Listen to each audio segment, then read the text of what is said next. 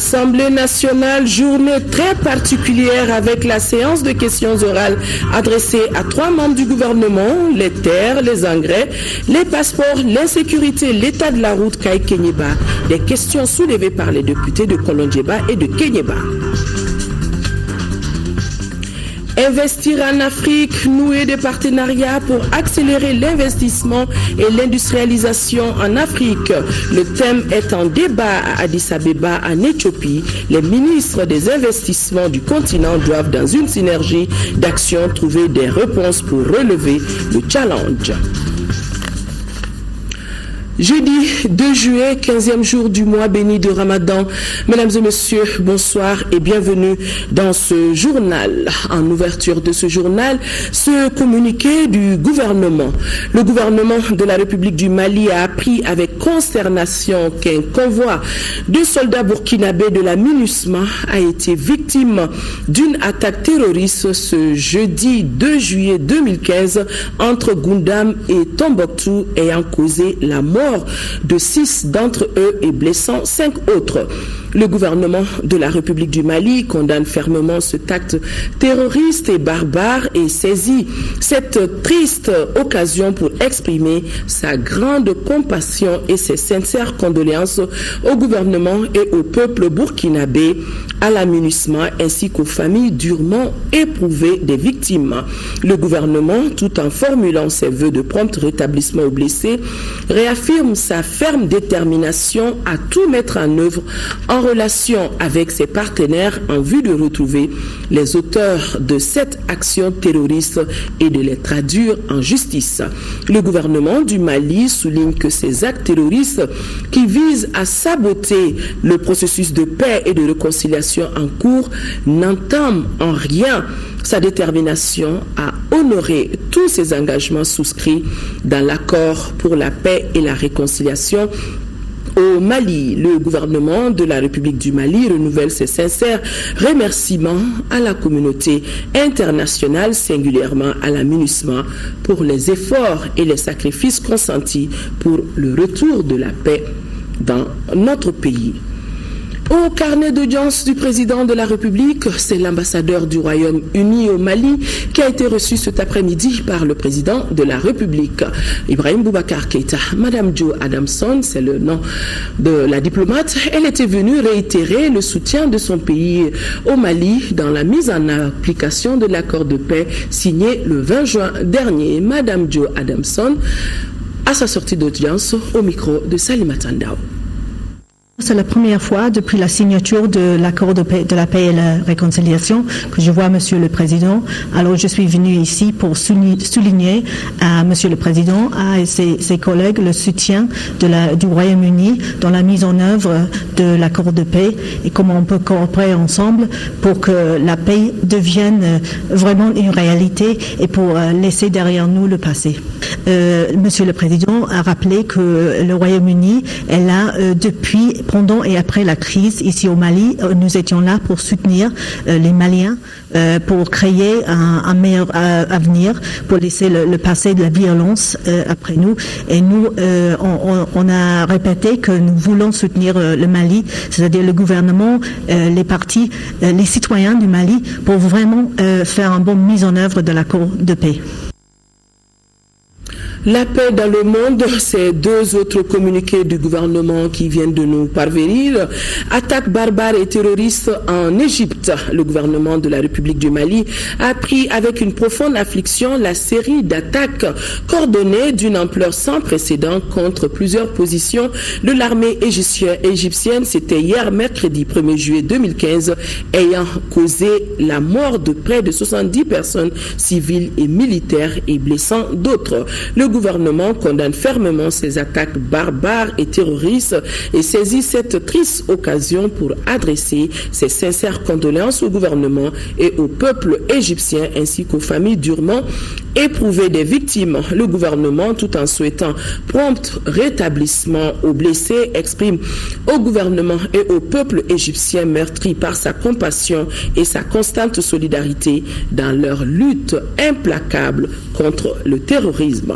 Attaque cette fois-ci, attaque terroriste au Nigeria. Le gouvernement a appris avec consternation que des attaques terroristes perpétrées dans des mosquées au nord-est du Nigeria hier mercredi 1er juillet ont fait près d'une centaine de morts et de nombreux blessés. Le gouvernement condamne avec la dernière vigueur ces attaques terroristes et barbares et saisit cette triste occasion pour exprimer sa compassion et ses sincères condoléances au gouvernement et au peuple nigérian éprouvé ainsi qu'aux familles éplorées des victimes. Le gouvernement du Mali réaffirme son ferme engagement à se tenir aux côtés du peuple et du gouvernement nigérian dans leur lutte contre le terrorisme et la barbarie pour ramener la paix et la sécurité dans notre sous-région. Je vous le disais dans les titres, questions orales tout à fait particulières. Ce jeudi à l'Assemblée nationale a en jugé au ton va-t-en-guerre des acteurs du jour des questions d'importance soulevées. Il s'agissait d'en savoir un peu plus de la problématique des terres, de la gestion des engrais, de celle des passeports et cartes d'identité, de la gestion de l'insécurité, de l'état de la route Kayi-Kenyeba. Des questions qui ont été soulevées par les députés de Kolonjeba et de Kenyeba. Notre reporter Sori Ibrahima Keita reviendra au cours de ce journal dans un reportage complet de tout ce qu'il a vécu ce matin à l'Assemblée nationale. Le président du Conseil économique, social et culturel était ce matin chez le médiateur de la République, Dr Boulkassoum Aïdara, était allé s'enquérir des expériences du doyen Baba Hakim Aïdara pour mener à bien ses missions. Il est au micro de Mamour Sidibé. Je suis venu voir le doyen de tous les hommes politiques actuellement en activité. Et c'est un frère aussi. Je suis venu apprendre à ses côtés. Il a beaucoup d'expérience. Il a son savoir, son savoir-faire et son savoir-être. C'est ce que nous sommes venus nous inspirer. Donc on a échangé. Nous voulons la collaboration qui s'institue entre nos deux institutions. Alors un certain nombre de thèmes de collaboration. Notre relation était très bonne déjà, hein? C'est une relation familiale d'échange. Nous échangeons beaucoup à la maison, mais actuellement sur le plan institutionnel, nous allons échanger sur beaucoup de thèmes, des grands dossiers de la nation, pour qu'ensemble nous puissions donner une contribution efficace et efficiente au développement socio-économique de ce pays. Voilà. Merci bien. Coopération Mali-Turquie, la République de Turquie vient de mettre à la disposition du ministère des Affaires étrangères, de l'intégration africaine et la coopération internationale un important lot d'équipements de matériel informatique. Abdrahman Meiga a suivi cette donation. Le lot de matériel se compose entre autres de 20 ordinateurs de bureau, d'imprimantes, de scanners, d'onduleurs, de caméras et de projecteurs, le tout pour 18 millions de francs CFA. Ce don est une réponse à une sollicitation du département des Affaires étrangères, de l'intégration africaine et de la coopération internationale. Il permettra de renforcer les capacités opérationnelles du département. Ce don qui vient à la suite des stages de formation diplomatique effectués par nos cadres en Turquie permettra d'équiper les structures du ministère et d'améliorer nos conditions de travail. En cette heureuse circonstance, permettez-moi, Monsieur l'ambassadeur, d'exprimer nos sincères remerciements et notre profonde gratitude pour la constante disponibilité dont la Turquie fait preuve pour accompagner les efforts de développement du Mali. Ce point de main entre le ministre Diop et l'ambassadeur de Turquie au Mali traduit une fois de plus l'exemplarité des relations de coopération qui existent entre Bamako et Istanbul. Cette coopération vieille de plusieurs décennies s'est consolidée, comme en témoigne la visite du président de la République à Istanbul en février dernier, la création du Forum des affaires Turquie-Mali et l'inauguration de la ligne Bamako-Istanbul. Nous sommes très heureux de voir la progression de l'appui au développement de Turquie au Mali via TICA. TICA a déjà effectué plusieurs projets au Mali dont les résultats sont fructueux et durables. Vous pouvez être sûr que le soutien de TICA continuera dans les jours à venir. Le Mali a laissé derrière lui une période assez sensible et entame un nouveau départ depuis la signature de l'accord de paix et de la réconciliation. le ministre des Affaires étrangères a invité ses collaborateurs à une utilisation judicieuse de ces équipements. Le ministre de la Solidarité, de l'Action humanitaire et de la Reconstruction du Nord a présidé une rencontre sur l'aide aux populations victimes de la crise. Au cours de cette réunion, les partenaires techniques et financiers ont réitéré leur soutien au Mali et c'était à la faveur de la première réunion de la commission de réhabilitation des zones post-conflit. Les autorités veulent apporter le plus vite possible une réponse humanitaire à la crise. Compte rendu chez Koumar Sangaré. Cette rencontre est la toute première réunion politique de la commission de réhabilitation des zones post-conflit. Une commission dont la mission est de coordonner toutes les interventions dans le cadre de la reconstruction, des actions humanitaires et du développement accéléré des zones affectées par le conflit armé au Mali. Cette coordination tant entendue corrigera des insuffisances inhérentes à l'absence de concertation et à l'absence de programmation acceptée et partagée par tous les intervenants. L'identification des actions prioritaires, la mobilisation des fonds nécessaires pour la mise en œuvre des dites actions et la facilitation de l'accès de l'aide dans certaines zones comme Menaka et Kidal sont entre autres questions brillantes sur la table. Il s'agit pour les participants à la rencontre de se pencher sur la mise en œuvre de l'aspect développement de l'accord de paix et de réconciliation. Pour les gouvernements, il faut aller vite. Vu l'importance et l'urgence des besoins sociaux des populations des régions durement affectées par la crise, les interventions ne doivent plus attendre, elles doivent démarrer le plus tôt possible. Il est impératif d'envisager rapidement une réponse humanitaire à la crise, tout en restaurant progressivement les capacités économiques locales et restaurer les capacités d'autonomisation des familles et des ménages durement affectés. Les partenaires techniques et financiers ont mis la rencontre à profit pour réaffirmer leur engagement à accompagner notre pays. Les PTF, dont la France a l'honneur d'assurer la présidence en 2015, réaffirment leur engagement à vous accompagner, à accompagner les autorités nationales et locales dans un développement efficace des régions du Nord, facteur d'unité, de cohésion sociale. La signature de l'accord de paix et de réconciliation a été saluée par tous. Selon des statistiques, près de 72 000 armes artisanales sont fabriquées chaque année et la fabrication artisanale de ces armes est donc une des sources principales de la prolifération des armes légères de petit calibre dans notre pays. C'est pour lutter justement contre ce fléau que le projet Armes légères de la CEDEAO et de l'Union européenne a été élaboré et c'est dans ce cadre que s'est tenu aujourd'hui même à Koulouba un atelier de validation de la stratégie de communication de la Commission nationale de lutte contre la prolifération des armes légères au Mali. Fademba Keïta a suivi pour nous. La situation sécuritaire au Mali, voire dans la sous-région, devient de plus en plus préoccupante à cause de la circulation en toute impunité et le trafic récurrent des armes légères et de petit calibre. Le contrôle effectif de ces armes et la lutte contre leur prolifération reste donc une des conditions préalables à la consolidation de la paix dans l'espace. Pour sa mise en œuvre, des stratégies ont déjà été préconisées par la Commission. Le projet concernera pour ce qui est du Mali les régions de Mopti, Gao et Tombouctou et portera entre autres sur le renforcement des capacités de la Commission nationale des forces armées et de sécurité, des organisations de la société civile et à la collecte des armes, l'enregistrement des différentes informations, la destruction des armes collectées si besoin est. Pour ce faire, une harmonisation des approches entre les États membres s'avère indispensable, estime le représentant de la CEDEAO.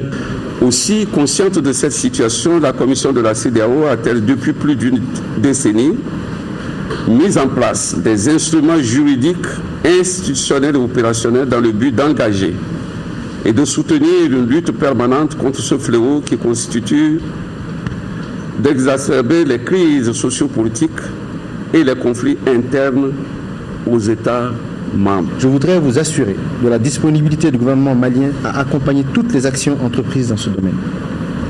Cela relève certes de sa responsabilité, mais il doit être soutenu par tous, y compris les organisations internationales et la société civile, en référence à la résolution 2164 du Conseil de sécurité des Nations Unies adoptée en juin 2014. Et d'un plan d'action national 2014-2018 élaboré et validé. Ce programme pilote de collecte des armes intitulé Armes contre le développement concerne 6 pays que sont le Niger, la Côte d'Ivoire, la Guinée, le Libéria, la Sierra Leone et le Mali.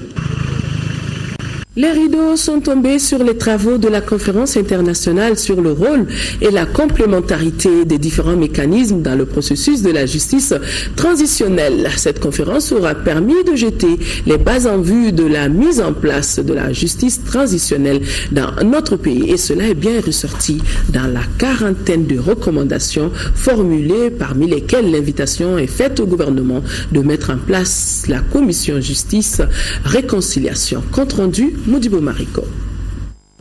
La justice transitionnelle au service de la paix au Mali, affichée comme objectif de cette conférence internationale.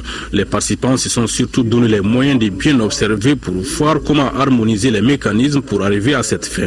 Au terme de 3 jours de travaux, les résultats obtenus sont à la hauteur des attentes, car au dire du représentant de la MINUSMA, la conférence a eu souci des principaux concernés, les victimes.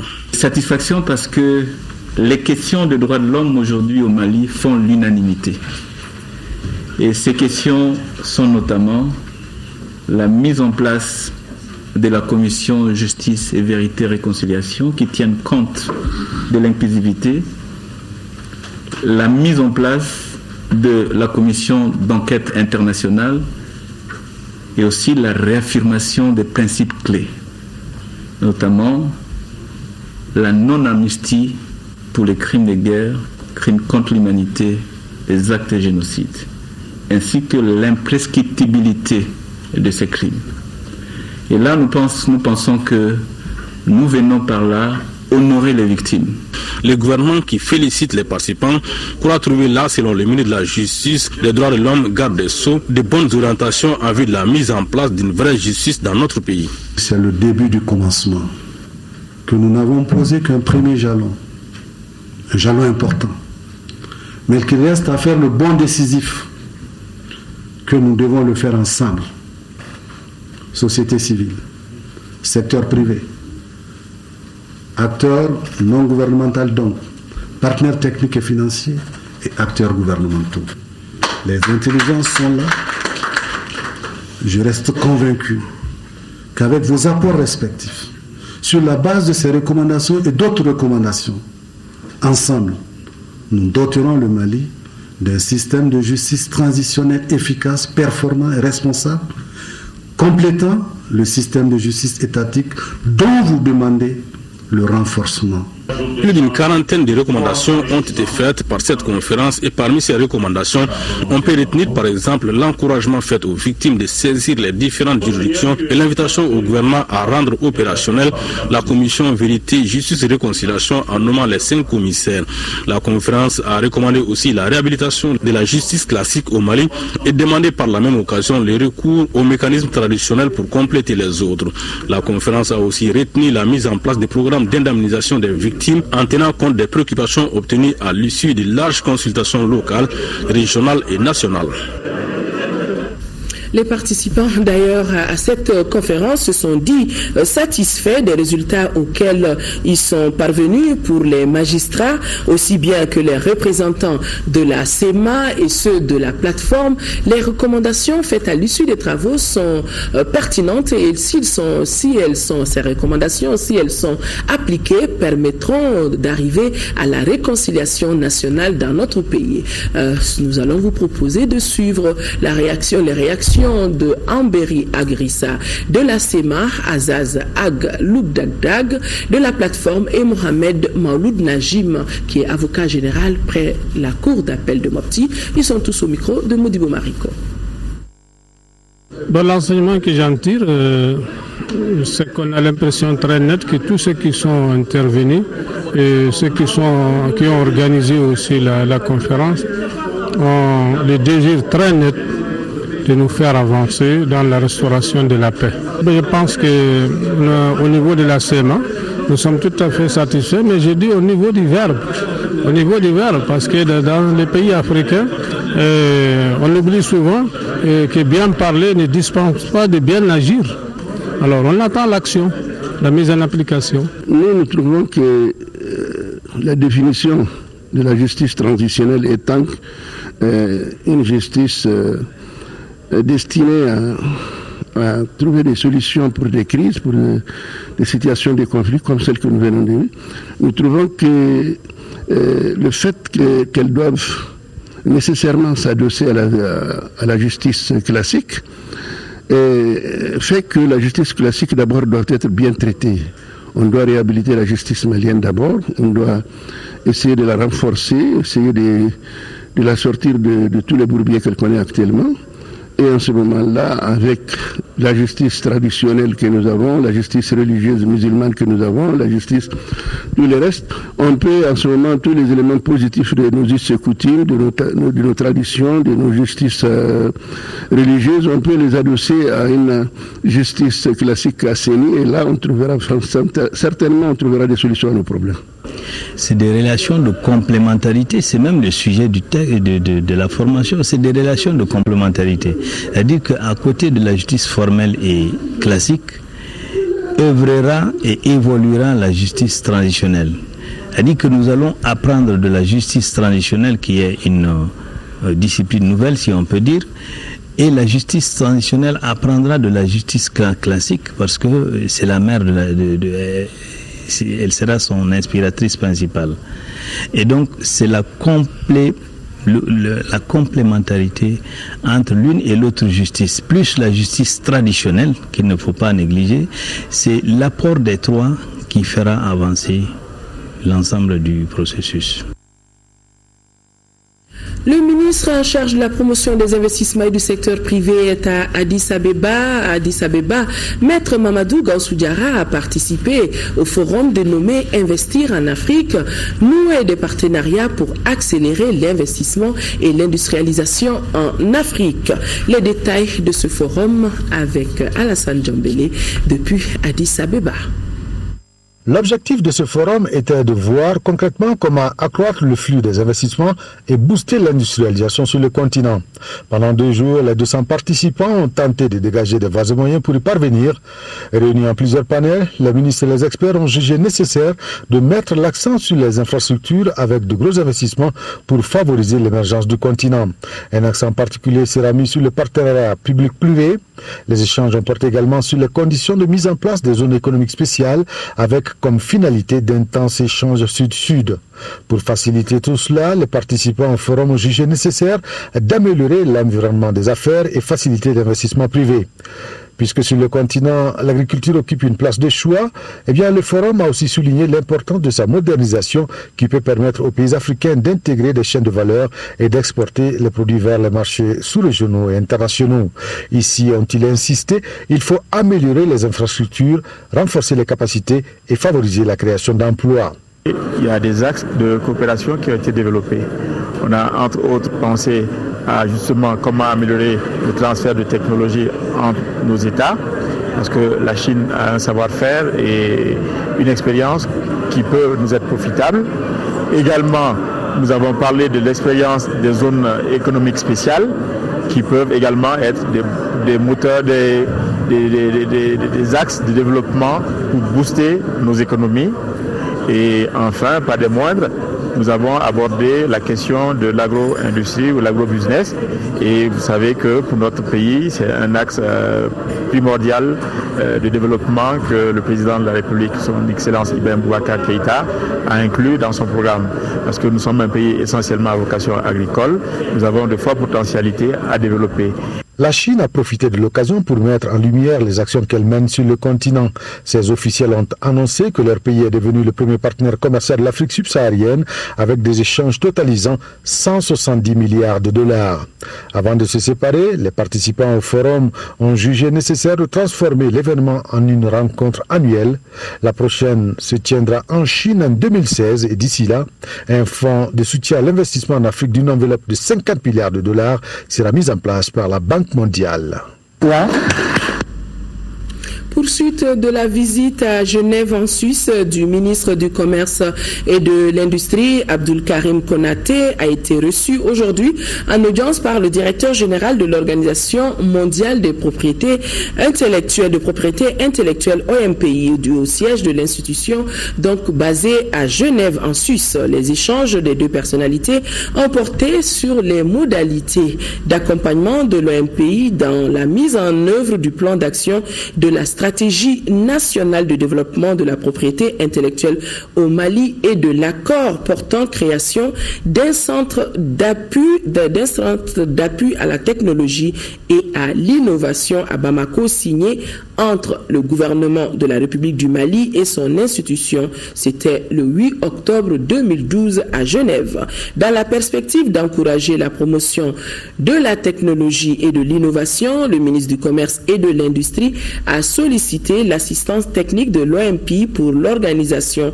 à Bamako d'un forum de haut niveau à l'intention des décideurs sur le rôle des actifs de la propriété intellectuelle dans le développement socio-économique, avec un accent particulier sur les technologies appropriées. En réponse donc, le directeur général de l'OMPI a remercié le ministre Abdul Karim Konaté pour cette visite et a pris bonne note des points soulignés par son hôte, et il s'est engagé à accompagner le Mali dans la réalisation des points ayant fait l'objet d'échanges. Autre ministre en voyage hors du Mali, Madame le ministre du Travail et de la fonction publique et de la réforme de l'État chargée des relations avec les institutions, Madame Jara Rakitala est à New York au siège des Nations Unies où elle participe à la 7e réunion des États partis sur la protection des droits des travailleurs migrants et des membres de leur famille. À cette occasion, les États partis dont le Mali doivent procéder à l'élection des 7 membres du comité pour la protection des droits de tous les travailleurs migrants et des membres de leur famille en remplacement de ceux dont le mandat expire le 31 décembre prochain.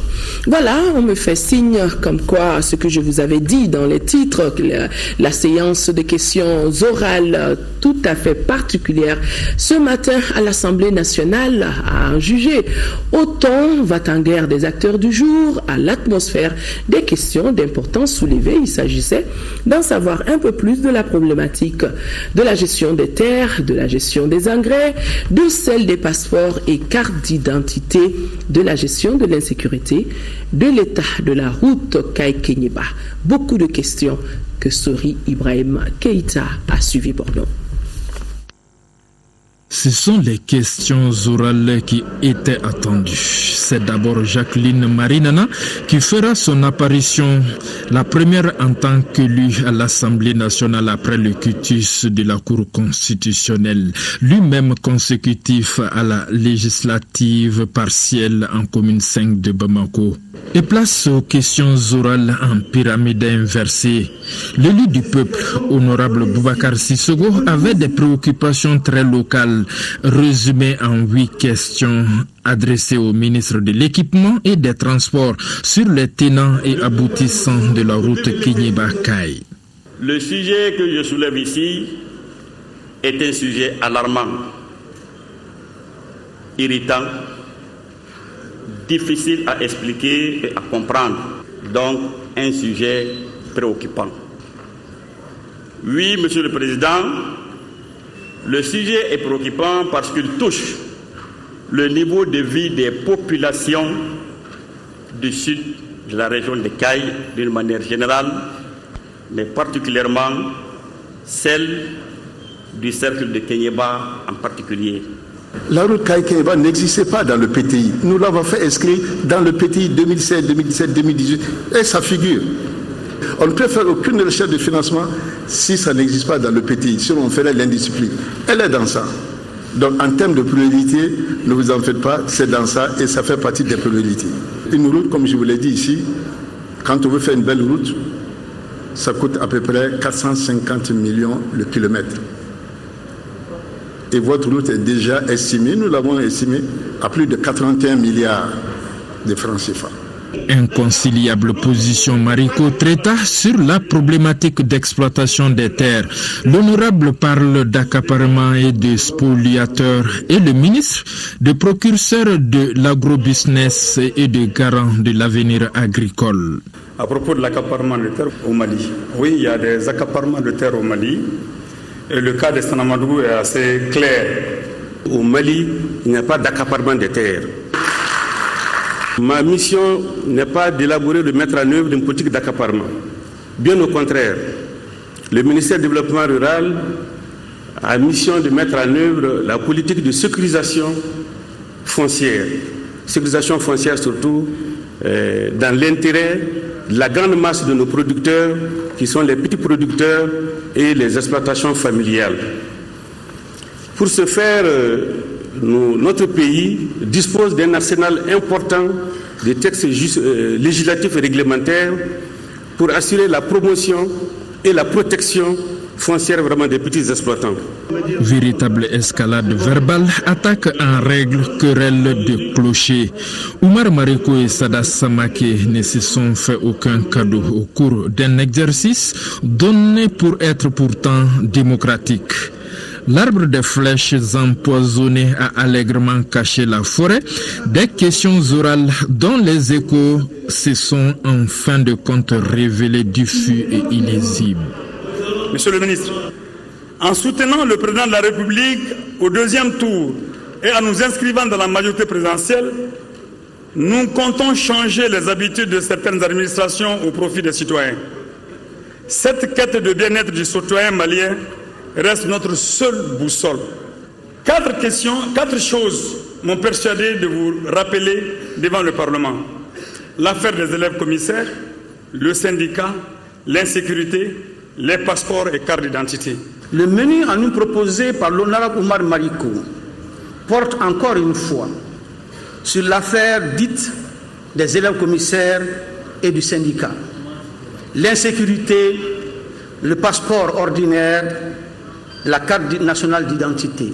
La mise en œuvre de cet arrêt relève d'une question d'opportunité et que l'honorable Oumar Mariko n'a nulle qualité à apprécier car relevant tout comme le marché de fourniture des passeports ordinaires de l'appréciation souveraine et exclusive de l'exécutif, sous le contrôle du juge.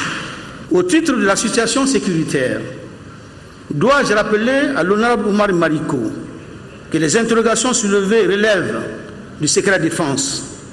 C'est d'autant élémentaire que c'est l'évidence même. Vous et moi, monsieur le député, n'avons pas la même conception de l'État, ni du service public, son corollaire. Toutes choses que vous gagnerez à apprendre à connaître, non pas dans l'inventive, la surenchère et la subversion au profit d'agitateurs professionnels sans envergure. Je ne suis pas étonné que vous ne répondez pas à ces questions, parce que vous n'avez pas de réponse, monsieur le ministre, à ces questions, parce que ça montre complètement votre limite à pouvoir assurer la sécurité des Maliens. On ne peut pas continuer comme ça. Les questions orales, ce n'est pas pour ça, je vous le dis. Compréhensible. À l'Assemblée nationale comme ailleurs, il y a des jours de gloire et des jours sans. Sur ce point-là, la journée des questions orales de ce jeudi était simplement à oublier rapidement. Sori Ibrahima Keïta, malgré cette ambiance, les travaux ont pu continuer et les députés ont pu donner leur accord pour la ratification, cette fois-ci, du traité de coopération en matière de défense entre le Mali et la France. Le projet de texte y afférent a été adopté à l'unanimité et le traité permettra aux deux pays d'échanger des informations relatives aux menaces à la sécurité nationale et régionale. Il est également question de la formation et de l'équipement des forces armées maliennes. Enfin, le texte précise aucune base militaire du Mali ne sera cédée à la France. Les détails avec Bourama Traoré. C'est fait. Les députés autorisent la ratification du traité de coopération en matière de défense entre le Mali et la France.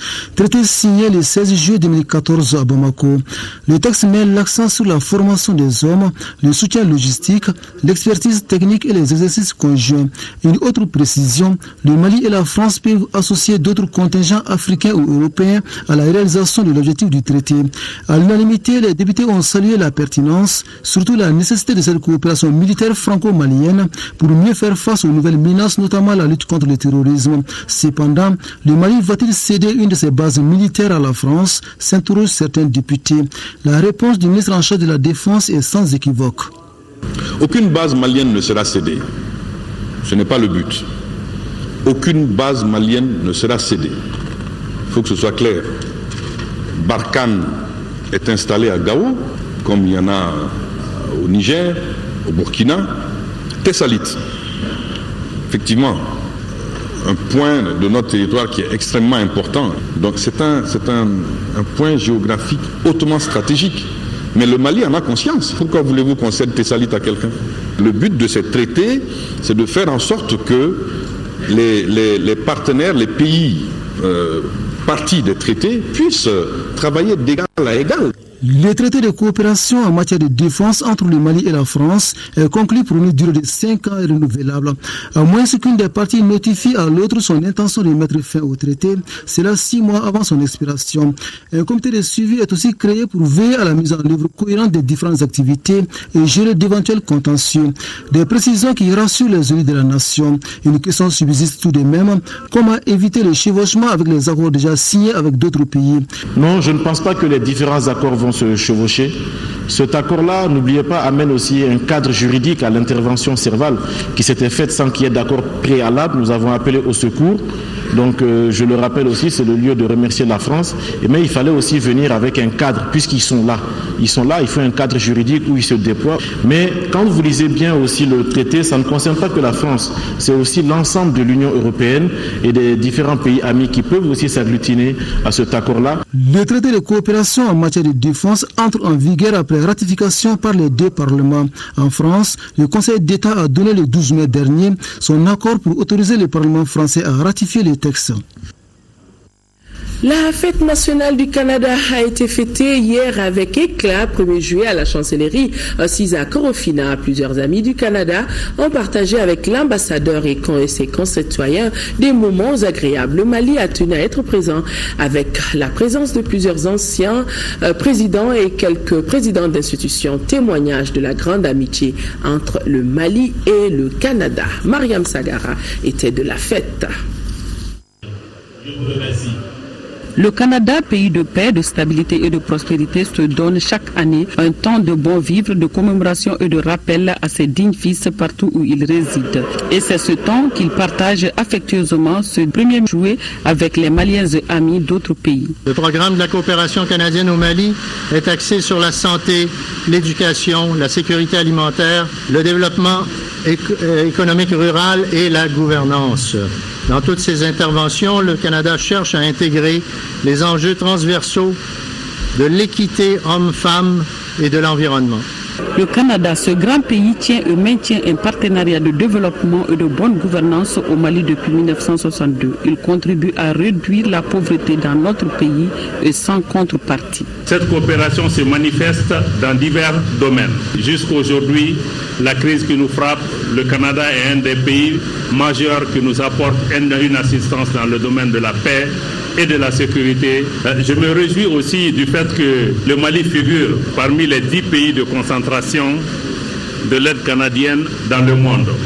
Et en cette circonstance, je voudrais m'acquitter de l'agréable devoir de transmettre les remerciements du gouvernement et du peuple malien à l'endroit du gouvernement et du peuple canadien pour tout le soutien apporté à notre pays pendant de nombreuses années, particulièrement pendant les moments les plus durs de l'histoire récente du Mali. Permettez-moi de vous renouveler la gratitude du président de la République du Mali pour le rôle déterminant que vous avez joué personnellement dans le raffermissement des relations d'amitié et de coopération entre nos deux pays.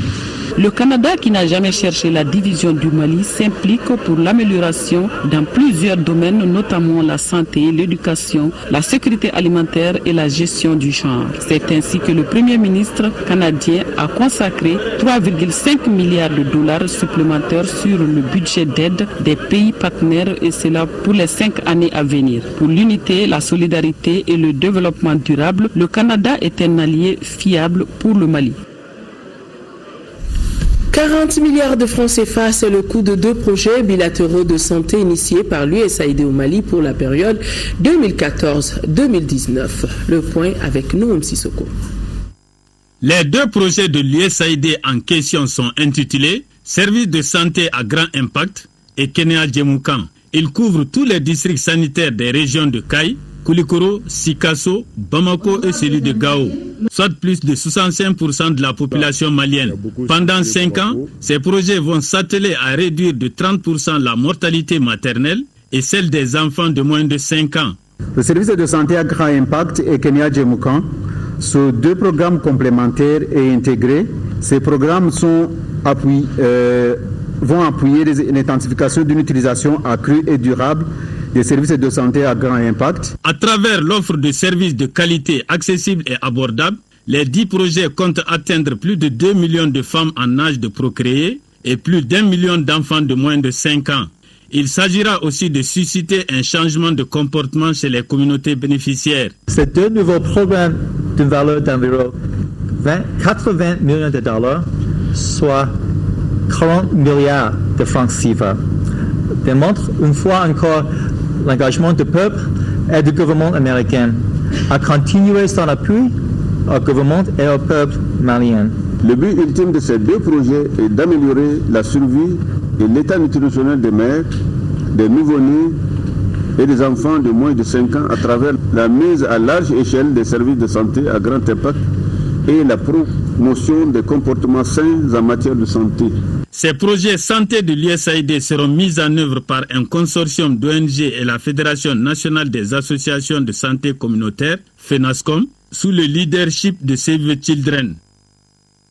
Toujours dans le cadre de la célébration de la journée de la Renaissance scientifique, plusieurs thèmes sont traités, parmi lesquels ce soir nous allons vous parler du phénomène de la migration. Une occasion pour les scientifiques de se pencher sur la problématique de la migration tout en apportant des solutions. À l'INSUP s'est déroulé le volet sur la migration suivi par Al-Jumatina.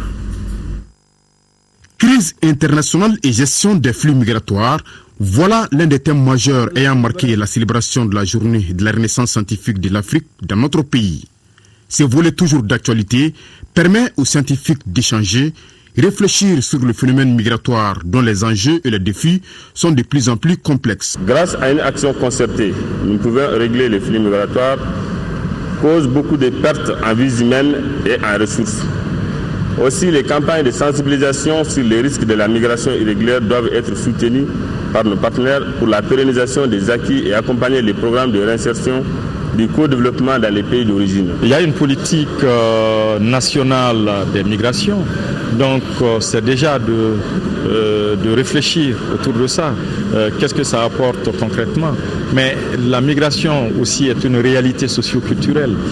Bon, à l'heure actuelle, comment est-ce qu'on peut rediscuter de ça pour transformer les faiblesses avérées aujourd'hui en force et pour pouvoir en tirer aussi bien profit. Pour mieux cerner les contours du thème, plusieurs communications ont été faites par les acteurs intervenant dans le secteur.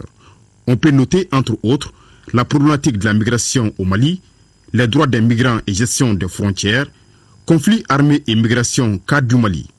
Ayant tiré ses origines du premier congrès des hommes des sciences en 1987 à Brazzaville, la journée de la Renaissance scientifique de l'Afrique est célébrée au Mali depuis 1990. L'Alliance des nationalistes convaincus pour le développement, ANCD, signe son retour dans la grande famille de l'opposition républicaine démocratique. C'est ce qui ressort des échanges que le président du parti a eu avec les hommes de médias. Fademba Keita, compte rendu.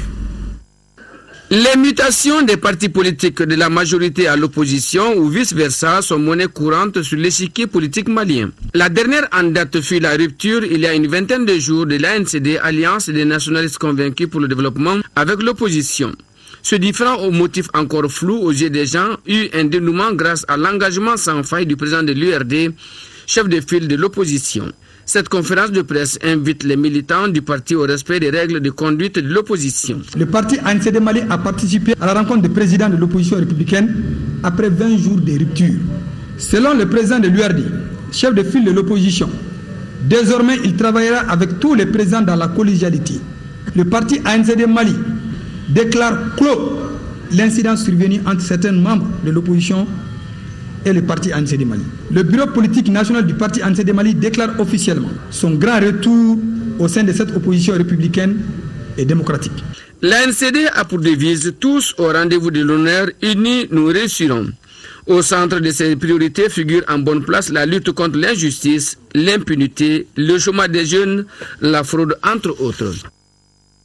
Révision exceptionnelle des listes électorales dans la région de Sikasso en vue des élections communales et régionales. Le gouverneur de la région de Sikasso était hier avec les cadres administratifs et politiques pour partager les informations relatives aux opérations de révision de ces listes et obtenir une forte mobilisation de l'ensemble des acteurs. Compte rendu depuis Sikasso de Sekou Konaté.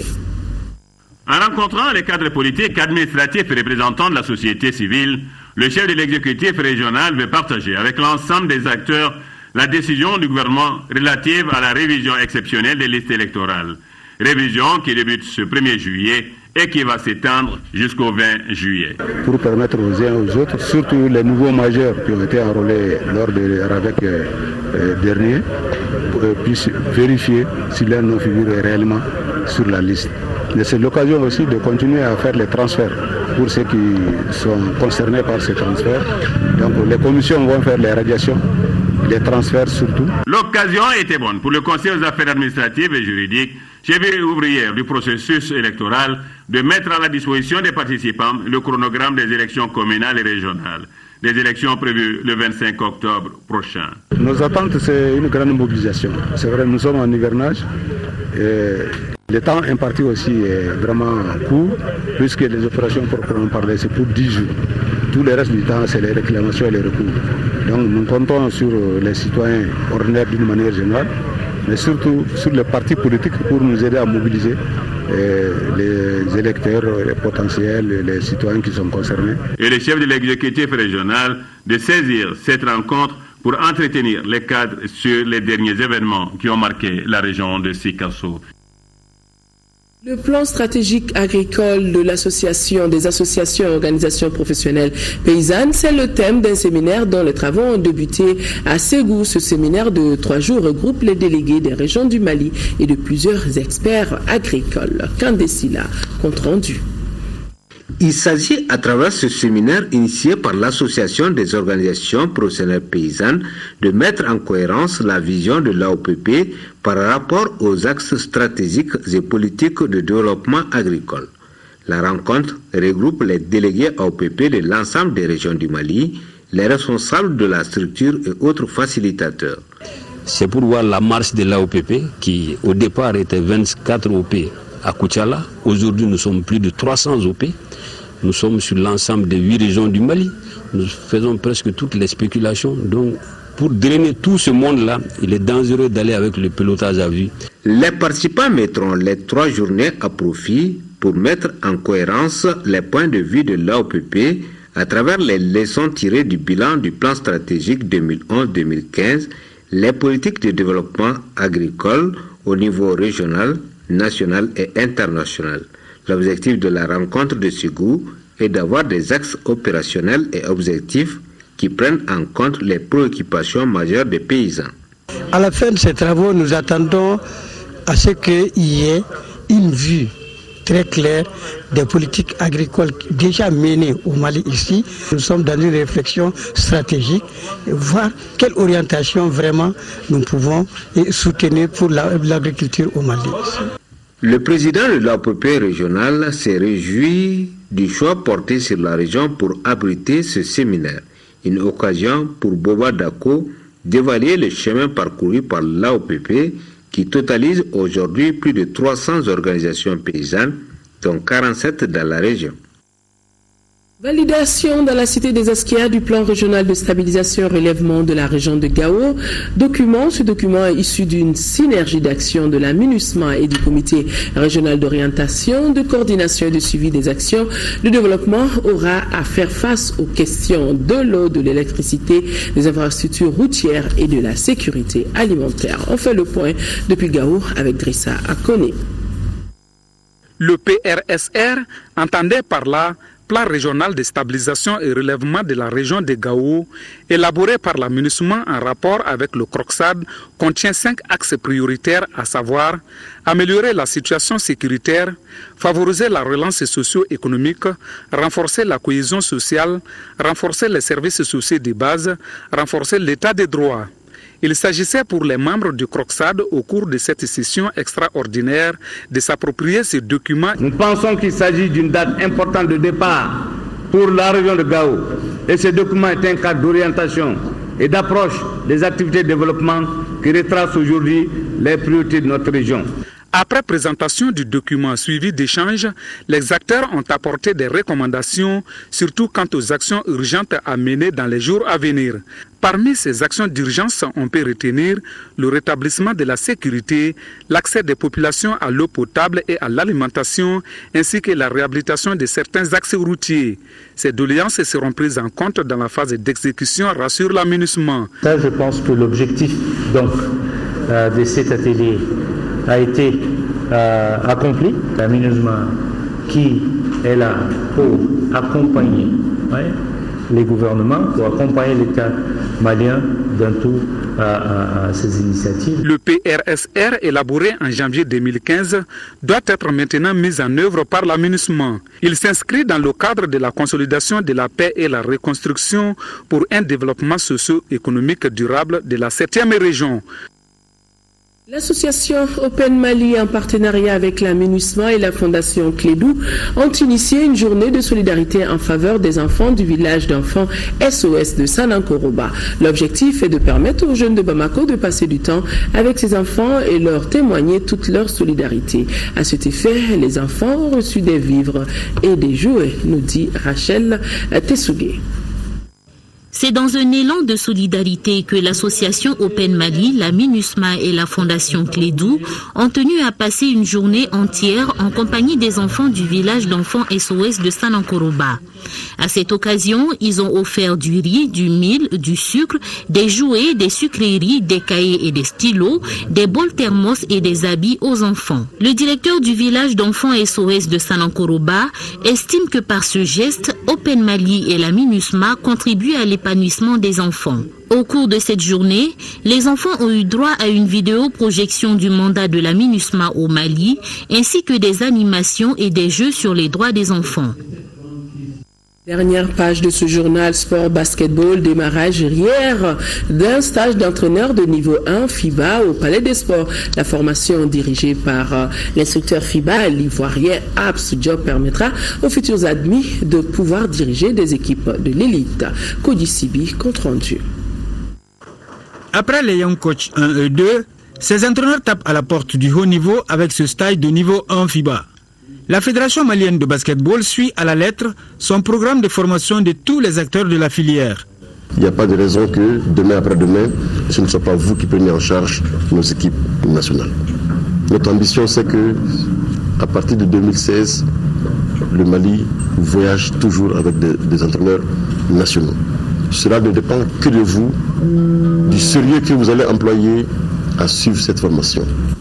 Il s'agit tout simplement à partir des programmes de la solidarité olympique, accompagner les fédérations dans leur plan de développement. Et aujourd'hui, le basketball malien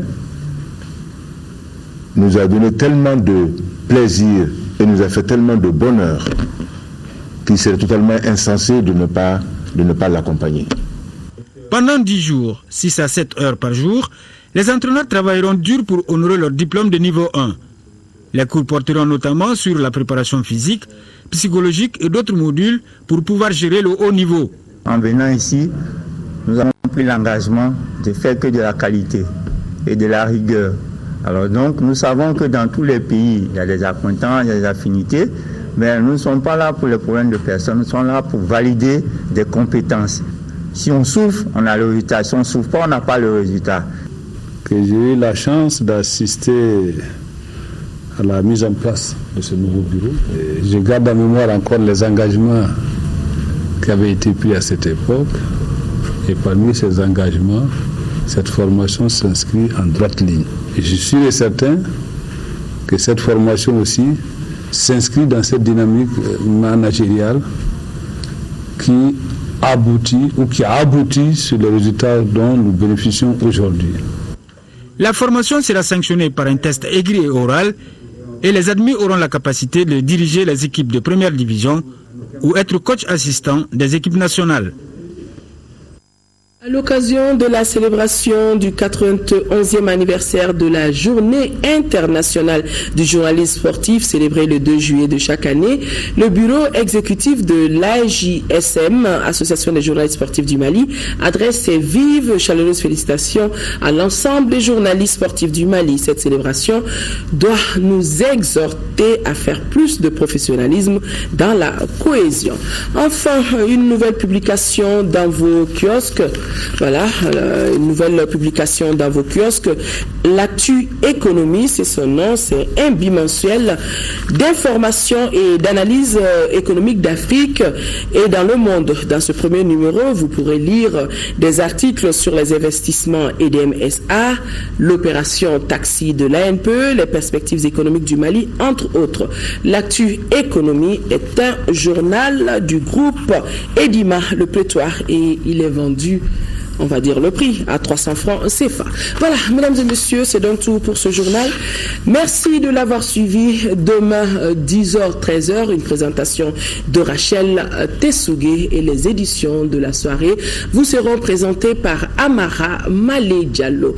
Excellente nuit à tous nos téléspectateurs d'Addis Abeba et du Washington DC.